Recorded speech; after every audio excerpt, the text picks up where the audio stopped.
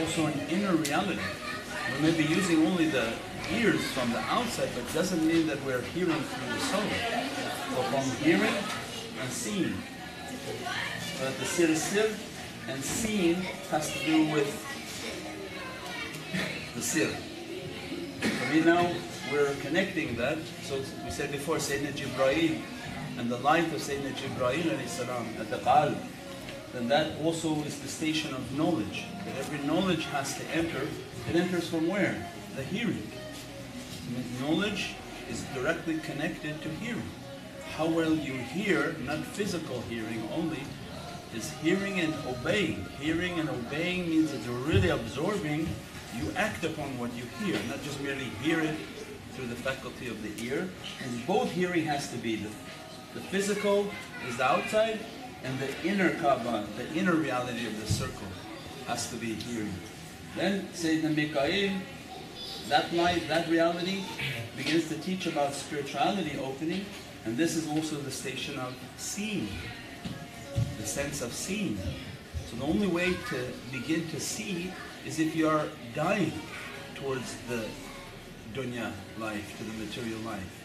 If you are loving the material life, then there's no reason to feel that you are dying towards it, to go towards the spiritual reality. It means that the desires have to be brought down. That's why Sayyidina Mikael is going to come and begin to show how to bring that desire down. And that's why Prophet ﷺ was teaching his companions, the fights that we were going through in my physical presence was one thing. But now what's going to be opening is the much greater fight, which is the fight against the self. So then each of them, when you begin to study, begin to teach us. So all of them interconnected. Sayyidina Mikael is teaching that for that light, for that sustenance, for that battle to come, and I begin to send that light and that support into your soul. At the same time, this is the station of seeing. As you begin to lose the desire, more of the seeing begins to open. Then it passes through the centermost, is the most powerful. The centermost is the station of death. So like the seasons, you have summer and you have fall. Is all of it again related? Fall has to pass through death. So we see this reality all around us. Summertime, everything is wonderful, everything is great, everything is blooming.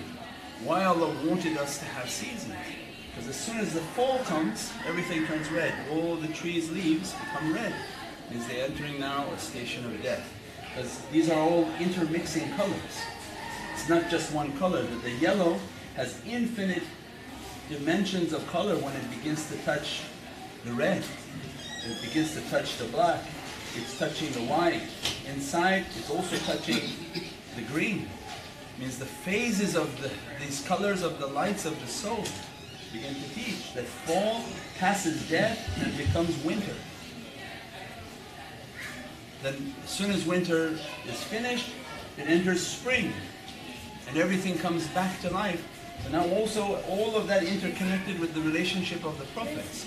Spring and April showers, spring and resurrection. Allah wants us to see, said that what I'm asking from you is not so difficult. My trees do it, the flowers do it, all of nature does it.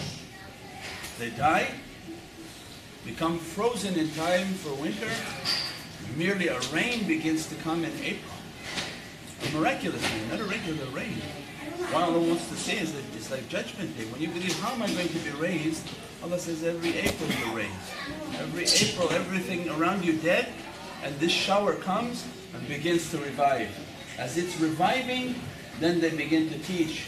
From that spring, you're again entering now a phase of that reality. And then they teach that every prophet has an eternal message. They have a message of their physical presence for their physical community. But because God has no time, Allah has no time. What does He care about the physical? Allah is eternal in a timeless reality, timeless dimension. Allah even beyond that stuff, you can't even say Allah is timeless. But what Allah wants for us of the souls is timeless. Time, timeless, then timelessness. Means it's even fana in the fana. It's annihilated even in its annihilation. So then Sayyidina Adam alayhi salam comes and teaches Esma Kullaha. I represent the knowledge that the Divine has bestowed upon humanity. We are not monkeys evolving into something. Allah says, you are my paradise creation, my Khalifa, my Viceroy. That the angels bow down to the knowledge you have, and Sayyidina Adam begins to teach.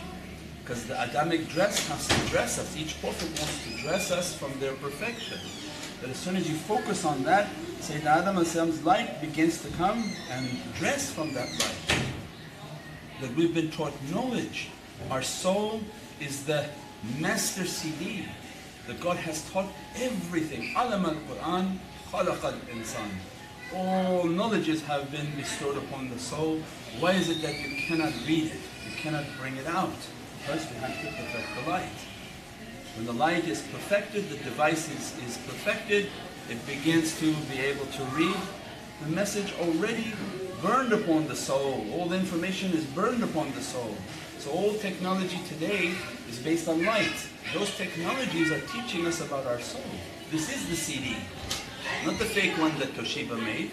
The real CD is the one that Allah made of the soul. I put all its knowledges onto that soul. Then from Sayyidina Adam goes to Sayyidina Noah alayhi salam, peace and blessings be upon him. Directly connected to Sayyidina Mikael and rain and floods. Directly connected to the struggle of the soul. That if you want to open up your soul, you have to struggle. So then Sayyidina Nuh comes and says you have to struggle. Your ship that you have to build is the soul. This is the ark. This is the ship of safety that will open the soul towards its destination. So Sayyidina Nuh comes and begins to teach that you have to open this reality. You have to struggle in God's way. That will perfect your soul. You begin to teach as soon as you pass this station of death, who's waiting for us in this world, and the reality of light and the reality of now opening the soul is Sayyidina Ibrahim and Nabi Musa. The Sayyidina Ibrahim and the importance of fire and struggling. Gunyan Nahru means that when I'm struggling in Allah's way, all of the world will throw fire onto you. Everything will try to stop you from reaching your destination. You can't let that fire come and make you to burn and become angry at people. You have to be able to contain that fire.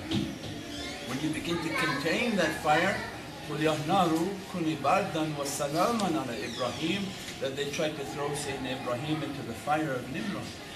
And they said, throw. And he went into the fire and it was cool and peaceful.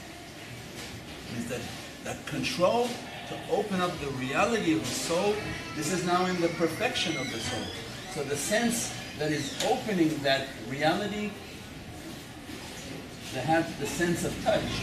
Means this soul is now very latif, very subtle. Hearing, seeing, now touching. Touching from where? The level of the soul. And Sayyidina Ibrahim saying that if you can control your senses, control your anger, control that fire, and begin to bring it into your heart.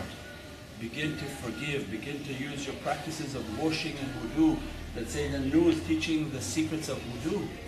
That Allah washed this earth with the wudu to take away bad people. You use water all the time to take away bad desires and bad energies.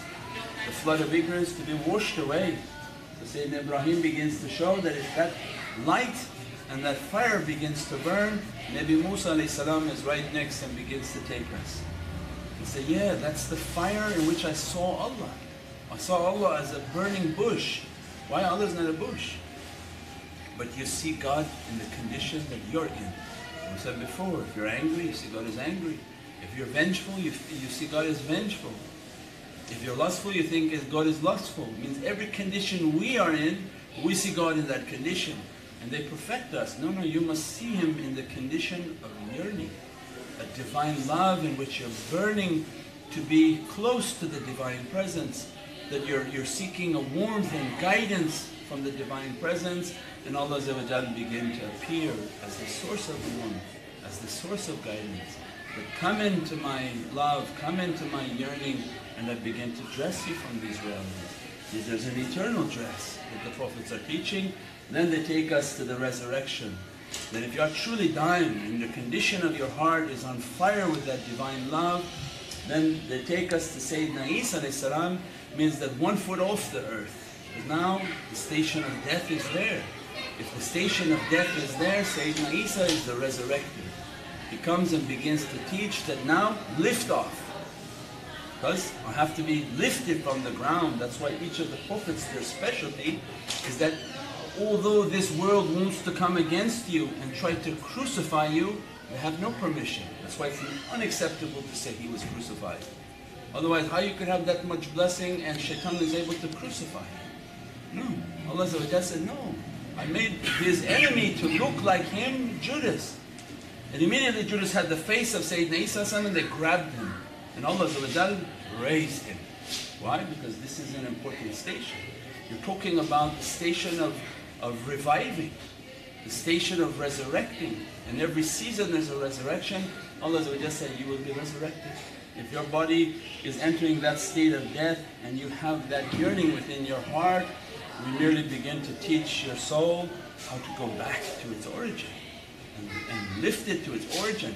That's why when they changed the face of Judas to Sayyidina Isa salam, the companions didn't recognize him. So when they came, Sayyidina Isa said, you're going to deny me 3 times. Not that they denied Sayyidina Isa. How could 12 companions, how could 11 companions not know who their master was? But what they wanted us to think is when they brought Judas and they said, do you know who he is? They said, no, we don't know who he is. But he's not their master. It's Judas that they're looking at. So of course they're going to deny him. They didn't deny Sayyidina Isa. It's called Mumarsh's secrets.